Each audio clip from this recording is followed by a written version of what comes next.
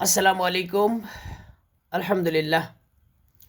কাছে কিংবা দূরে, দেশে কিংবা প্রবাসে সবাইকে শুভেচ্ছা জানিয়ে শুরু করছি অবজারভেশন আনলিমিটেডের অষ্টম পর্ব। সম্মানিত ভিউয়ার্স, আজকে আমার অবজারভেশন হচ্ছে মার্চ ফর গাজা। এই মার্চ ফর গাজা নিয়ে আমার পার্সোনাল অবজারভেশনটা আমি আপনাদের সাথে একটু শেয়ার করতে চাই। আমি বরাবরই একটু ব্যতিক্রম চিন্তার মানুষ। তো মার্চ ফর গাজা এই মুহূর্তে খুব ভাইরাল একটা টপিকস এবং নেট দুনিয়া তো রীতিমতো ঝড় তুলেছে। আলহামদুলিল্লাহ, এটা অবশ্যই পজিটিভ একটি দিক। বিশেষ করে আমাদের জাতি ভাই ফিলিস্তিন তথা গাজাবাসীদের প্রতি এক অগাধ প্রেমের নজির স্থাপন আর কি। আলহামদুলিল্লাহ, আমরা সাধুবাদ জানাই যারা এই সুন্দর প্রোগ্রামের অ্যারেঞ্জ করেছেন এবং সবাই তাদের জনসমর্থন ব্যক্ত করেছেন। কিন্তু আমার বিশ্লেষণ হচ্ছে, মার্চ ফর গাজা থেকে কি কর্মসূচি দেওয়া হলো? এটার কি কোনো টার্গেট ছিল, নাকি এটা শুধু গণজমায়েতটাকে লক্ষ্য করা হয়েছে? মার্চ ফর গাজার মধ্য দিয়ে আমাদের অ্যাচিভমেন্টটা কী, আমাদের অর্জনটা কী, এটা একটু খেয়াল করতে হবে। বাঙালির আবেগ বেশি, এটা সবাই জানে যে বাঙালি খুব আবেগী হয়। কিন্তু সেই আবেগটা যদি যথাযথভাবে কাজে লাগানো যায়, তাহলে আমার মনে হয় ফিডব্যাকটা বা আউটপুটটা অনেক সুন্দর হতে পারতো বা পারে বা হবে হয়তো বা। এখন আমাদের এখানে অনেক বড় বড় ইসলামী স্কলাররা গিয়েছেন, বিশেষ করে আমাদের মিজানুর রহমান, হাফিজাহুল্লাহ থেকে শুরু করে অনেক পরিচিত মুখ এখানে গিয়েছেন। কাঙ্ক্ষিত এবং অনাকাঙ্ক্ষিত অনেকেই এখানে গিয়েছেন, আমি বলবো সেটা। তো ব্যাপার হচ্ছে যে মিজানুর রহমান আজহারি ভাই এখন মানে গোটা মানে দেশ শুধু নয়, দেশের বাইরেও মোটামুটি একজন বিপুল জনপ্রিয় ব্যক্তি। তো এখন আমরা এই মার্চ ফর গাজা থেকে কি কর্মসূচি পেলাম, আমাদের অর্জনটা কি? এত বড় একটা গণজমায়েত করা হলো, ধরে নেন আপনি এখানে ২০ লক্ষ লোক হয়েছে, আমি ধরে নিলাম ২০ লক্ষ লোক যদি, আচ্ছা, প্রত্যেকে যদি ১০টা করে টাকা দিতেন, তাহলে কত টাকা হতো? একটু হিসাব করুন তো। এখান থেকে ৫,৪৮৩ কিলোমিটার দূরে হচ্ছে ইসরায়েল। বাংলাদেশ থেকে ইসরায়েলের দূরত্ব হচ্ছে ৫,৪৮৩ কিলোমিটার। এত দূরে আপনি একটি মেসেজ পাঠিয়ে দিচ্ছেন যে বাংলাদেশের মানে আবাল বৃদ্ধ বনিতা এই জনগোষ্ঠীর বিরাট একটি জনসমর্থন গাজাবাসীদের প্রতি রয়েছে। আলহামদুলিল্লাহ, এটা অনেক ভালো একটা দিক। তো এখন কথা হলো যে আমাদের এখানের অর্জনটা কি?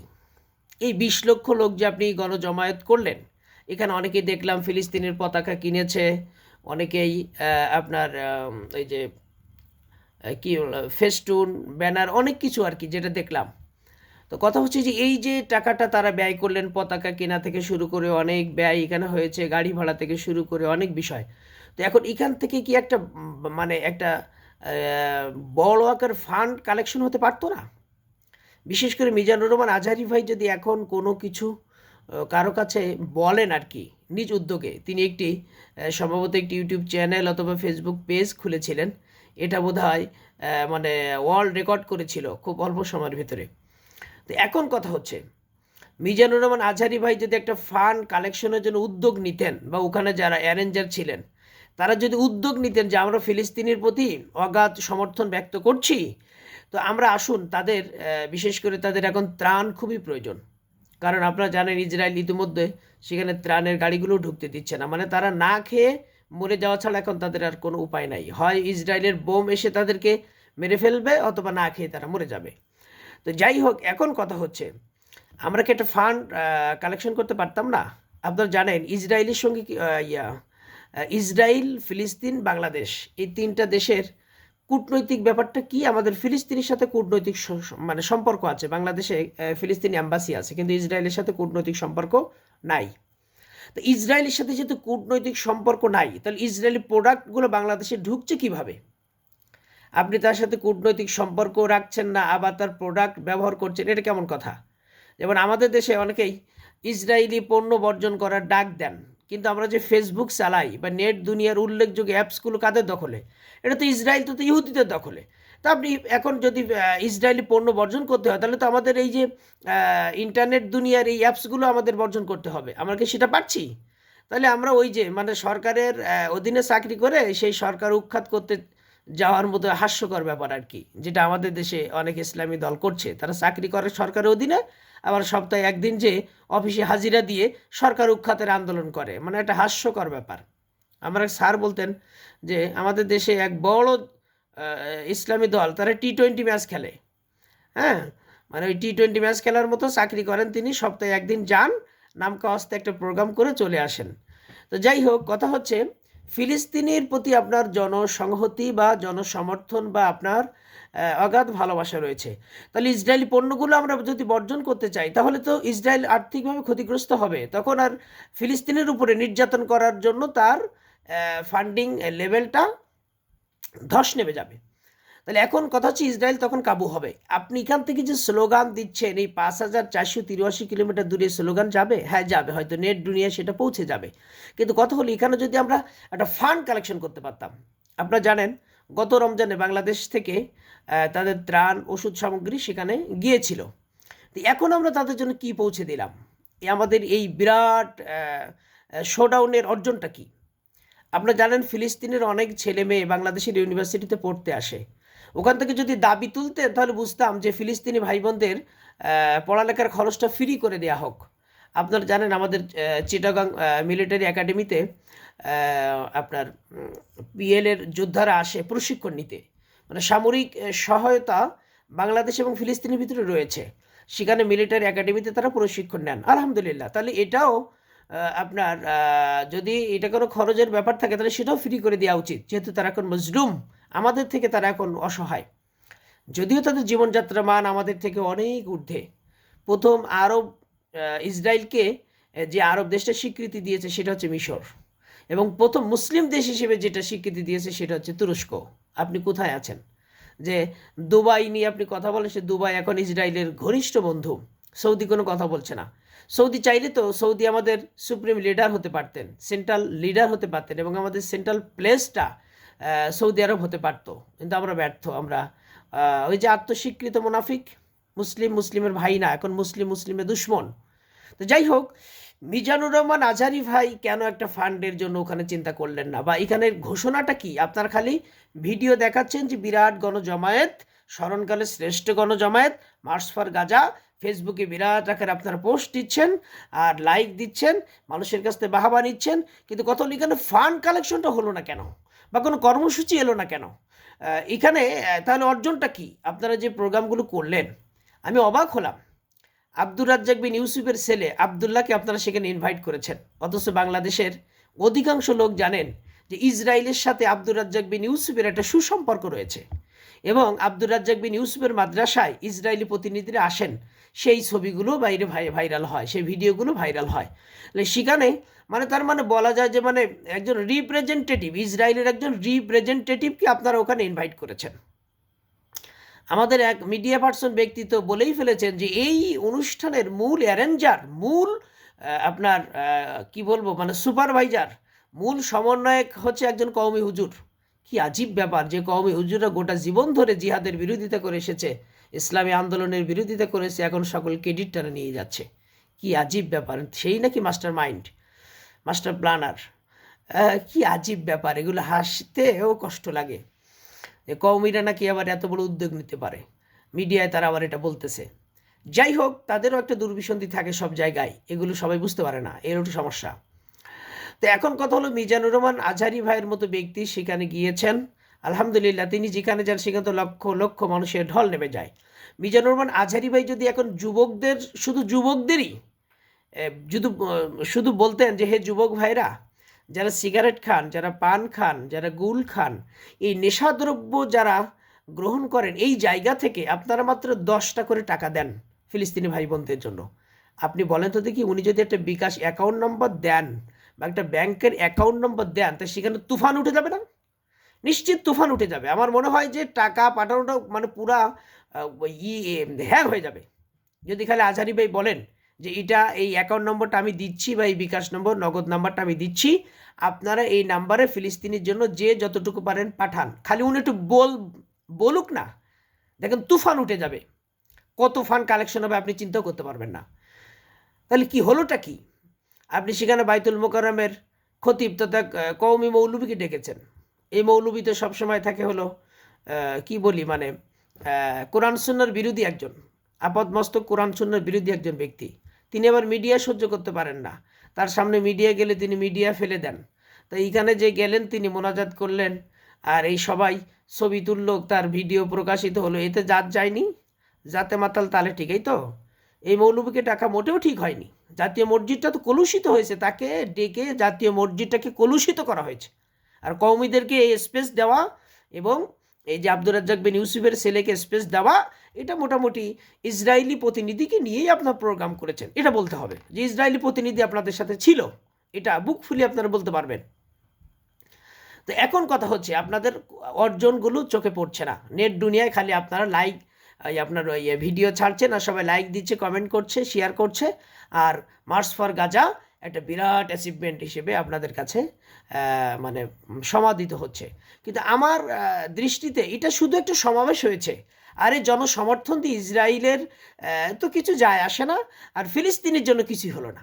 ফিলিস্তিন না পেলেও পেটে খাবার, না পেলেও সামরিক সহায়তা, না পেলেও চিকিৎসা সহায়তা, কিচ্ছু না। তাহলে মার্চ ফর গাজার অ্যাচিভমেন্টটা কি আপনার বলেন তো আমাকে? আপনারা আবেগে বিরাট প্রোগ্রাম করে বসেছেন, আলহামদুলিল্লাহ, এটা আমরা সাধুবাদ জানাই যে অনেক বড় প্রোগ্রাম আপনারা করেছেন, অনেক বিরাট গণজমায়েত হয়েছে, স্মরণকালের শ্রেষ্ঠ একটি গণজমায়েত হয়েছে, আলহামদুলিল্লাহ, এর জন্য আপনাদেরকে লাইক সাধুবাদ জানাই, এটা পজিটিভলি আমরা নিচ্ছি, নেওয়া উচিত। কিন্তু কথা হচ্ছে যে ইসরায়েল, আপনার এই জনসমর্থন ইসরায়েলের কিছু যায়ও না আসেও না। আমেরিকার মতো রাষ্ট্রের গোনার টাইম নেই ইসরায়েলের, আর আপনি বাংলাদেশ থেকে মার্চ ফর গাজা করে আপনি ইসরায়েলকে কি মেসেজ দিতে চান? ইসরায়েল আপনার গোনার টাইম আছে ইসরায়েলের? আমেরিকা তার মোড়ল, তার মুরব্বী, তার গুরু, তার উস্তাদ, সেই আমেরিকাকেই সে পাল্টি দেয়, সেই আমেরিকাকেই সে উল্টে দেয়, আমেরিকাকেই সে বৃদ্ধাঙ্গুলি দেখায়, আর আপনি আছেন মার্চ ফর গাজা নিয়ে। এদি কি বার্তা পৌঁছালেন আপনি ইসরায়েলকে? আপনার সমর্থন, তাই তো, গোটা দেশের লোকের সমর্থন, গোটা মুসলিম বিশ্বের সমর্থন, গোটা পৃথিবীর অনেক দেশের। আপনি তো জানেন আমেরিকায় ইহুদিরা সেখানে বিরাট বিরাট মিছিল করে, প্লাকার্ড নিয়ে, ব্যানার নিয়ে, ফেস্টুন নিয়ে তারা রাস্তায় দাঁড়িয়ে ফিলিস্তিনের পক্ষে জনসংহতি প্রকাশ করে, তাতে ইসরায়েল কিছু যায় আসে? জার্মানির মতো বিরাট ক্ষমতাধর রাষ্ট্র, সেখানে ইসরায়েলের বিপক্ষে সেখানে মিছিল হয়, ফ্রান্সে হচ্ছে, লন্ডনে হচ্ছে না কোথায়? তাতে ইসরায়েলের কি যায় আসে? ইসরায়েল এদের কারো গোনে? এখন গোটা পৃথিবীর কোনো দেশকে গোনার টাইম আছে ইসরায়েলের? ইসরায়েলের সক্ষমতা সম্পর্কে আমাদের ধারণা অপ্রতুল, যার কারণে আমরা ইসরায়েলকে আজও মাপতে পারি না, পরিমাপ করতে পারি না। আমরা আবেগ দিয়ে সব কিছু উল্টে দিতে চাই, কিন্তু আবেগ সবসময় সঠিকভাবে কাজ করে না। তো এখন আমার কথা হচ্ছে, সম্মানিত ভিউয়ার্স, এরকম প্রোগ্রাম করা উচিত, কিন্তু এইরকম প্রোগ্রাম থেকে কর্মসূচি থাকা উচিত যে আমরা মার্চ ফর গাজা করলাম, গাজাবাসীদের জন্য আমাদের অর্জন হচ্ছে এটা। একটা ফান্ড কালেকশন হতে পারতো, অথবা আমাদের মিজানুর রহমান আজহারি ভাই যদি এখন ক্যাম্পেইন করেন গোটা দেশব্যাপী, প্রতিটা বিভাগে যেমন একটা করে মাহফিল করেছেন উনি, দরকার নেই উনি শুধু ঢাকাতে একটা প্রোগ্রাম করে যদি বলেন এই গাজার জন্য ফান্ডিং করার জন্য মূলত আমি এই ক্যাম্পেইনটা করছি, আপনি বলেন তো কি অবস্থা হয়ে যাবে? তা সেই জায়গাগুলো থেকে কোনো ঘোষণা আসলো না কেন? এটাকে শুধু প্রোগ্রামই?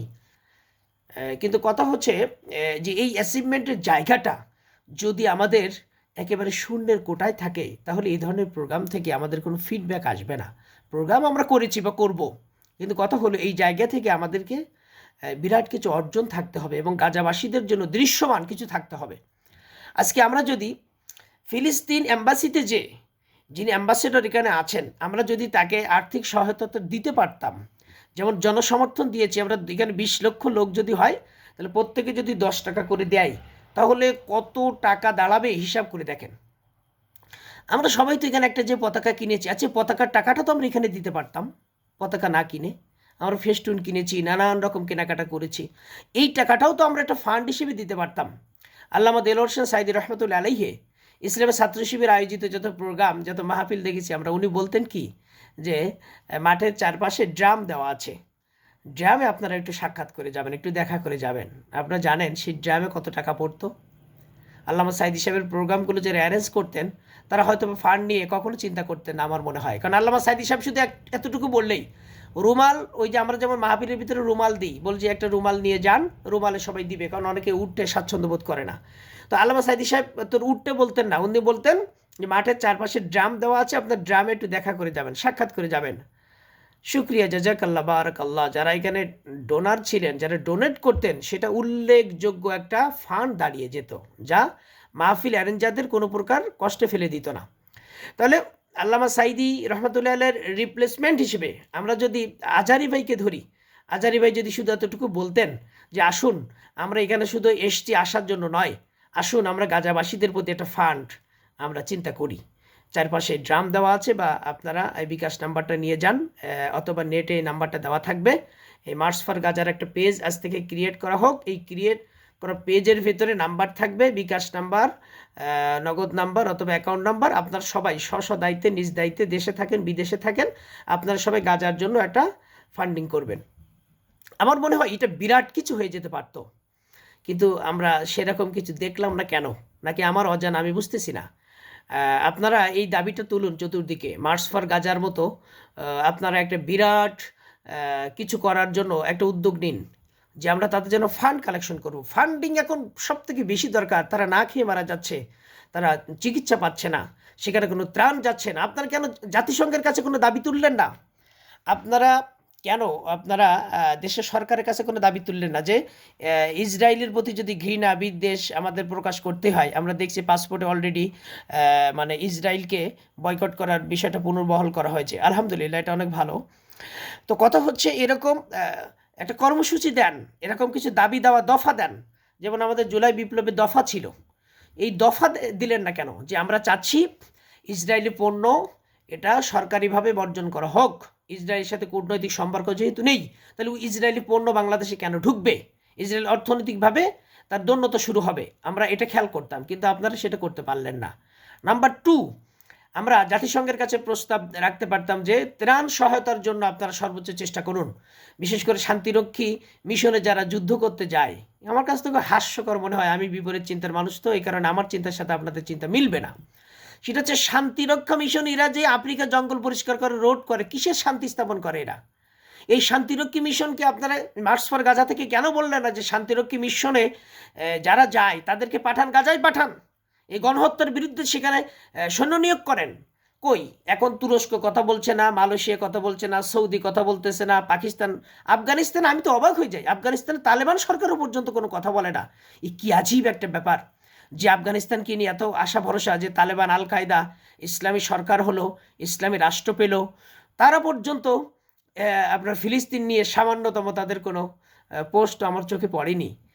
জানি না তাদের কূটনৈতিকভাবে বা পররাষ্ট্রগতভাবে তারা কি কতটুকু সহযোগিতা করছে বা করছে কি না আদৌ, এটা আমি জানি না। তো কথা হচ্ছে তালেবান, আল কায়দার মতো লোক তারা সাইলেন্ট মুডে চলে গেল।